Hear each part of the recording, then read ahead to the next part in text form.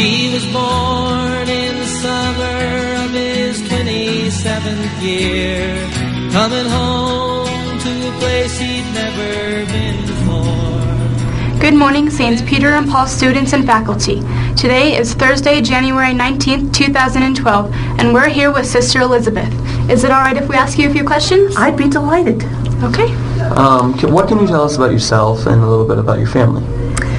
I can tell you that I'm a Denver native. I was born and raised in Denver, and I'm third generation Colorado native. Wow. So I've been here for a long time.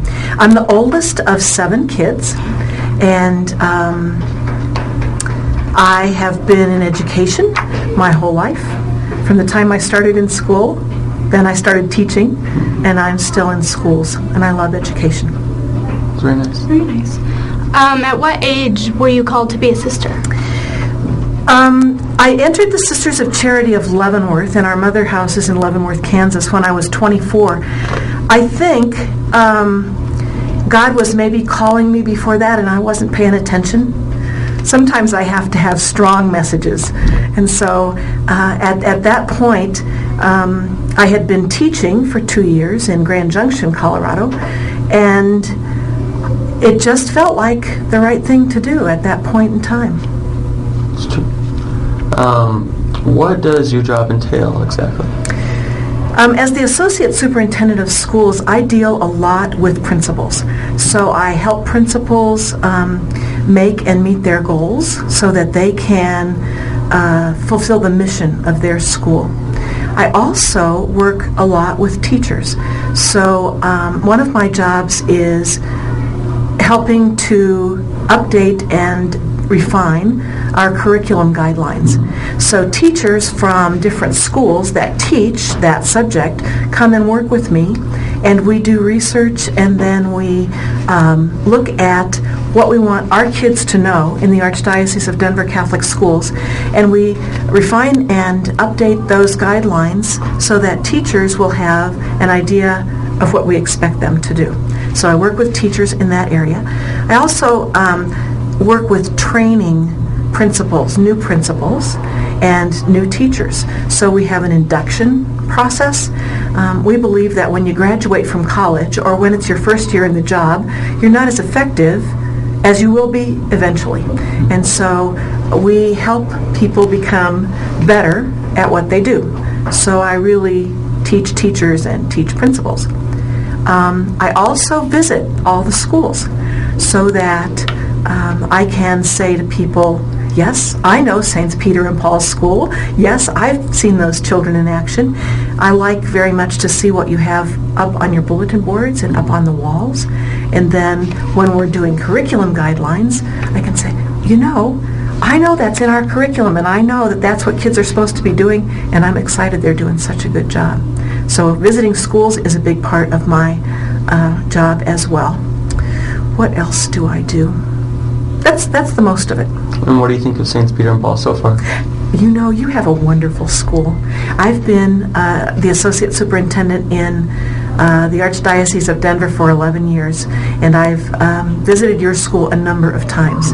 I've even given presentations to parents here.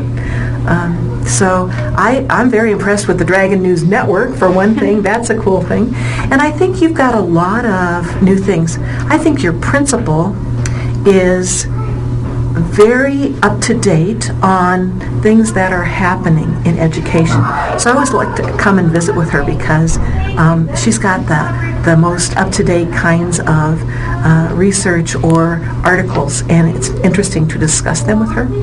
Your teachers have been on a number of the curriculum committees with me, and I've worked with a number of those teachers in a training program that I worked on. So I know lots of the folks in your school. I don't know the kids as well as I know the adults, but I think you have an outstanding school. Thank you. You're welcome. Thanks. So can you tell us about your interests and what boards you serve on? I serve on 2 boards, and I serve on them because I'm a Sister of Charity of Leavenworth. The Sisters of Charity of Leavenworth have a number of ministries here in Denver. One of those ministries is St. Joseph Hospital. Have you ever heard of that? Yes. Yes. I was born in St. Joseph Hospital. And they have a foundation that helps to raise money for the charity care that they do. St. Joseph Hospital, as part of the Sisters of Charity of Leavenworth Health Services, does a lot of charity care for people. We do about $33 million worth of care for people that don't have insurance or don't have a job or have cancer and can't possibly afford to pay for that. So I'm on the board of that foundation to help earn money to make sure that people that have a need for that kind of care get that care even though they can't pay for it. That's very nice. Another thing that the Sisters of Charity of Leavenworth have in the state of Colorado, in Denver, is Mount St. Vincent Home. Mount St. Vincent Home was established as an orphanage close to the beginning of our community. Our foundress was very interested in orphans. They were a special cause for her. So we started an orphanage in Denver, I think about 138 years ago. And I'm on the board of that home as well. That is no longer an orphanage. In about 1966 it stopped being an orphanage, and now it cares for children who need special services, or they have a need for residential treatment, or they can't stay in the public school classroom because they have a need for a little more attention than a teacher can give them. So there are about 100 kids at Mount St. Vincent Home, and I work with the people at that home. Let me tell you the third thing that the Sisters of Charity of Leavenworth established in Denver was schools. Annunciation School was one of our oldest schools, and we had a high school there at one point. It closed in, I think, 1972. So Annunciation is a school that was founded and staffed by the Sisters of Charity of Leavenworth. St. Bernadette School, do you know St. Bernadette? Yeah. That was opened and staffed by Sisters of Charity of Leavenworth for a long time. And St. Terese School in Aurora was also a school where our sisters were. So at one point in time, all the teachers in those three schools were Sisters of Charity of Leavenworth. That doesn't happen anymore. We don't have any more sisters there. I'm the last one. Oh. Yeah. Well, that's sad. It is, but it's reality. But you should think about, a vocation. You should think about being a sister, or a priest, or a brother. Okay. We understand that you play the guitar and are rumored to have extensive knowledge of jingles and theme songs. I have a crazy memory for trivia. I learned to play the guitar when I was in college because I liked playing for masses. And when I started teaching, I was in a very small school. There were only 6 classrooms, and I was the 3rd grade teacher, and in the 1st, 2nd, and 3rd grade, on 2 days a week, we taught math, music, art, and PE. And so one of us taught music, one taught art, and one taught math, PE. I don't know why I keep going to math. So I got to teach music. So I learned a lot about playing the guitar just by playing it. And I did that so that we'd have some kind of accompaniment for that. So I'm not very good at that, but I certainly enjoy playing for masses and to support the singing when we, at our principals meeting when we pray. So that's a lot of fun. When we were kids in my family, we sang together a lot. We would go in our car, and the radio stations weren't real whippy in those days, and you didn't have your iPod. So we sang a lot, and it was great.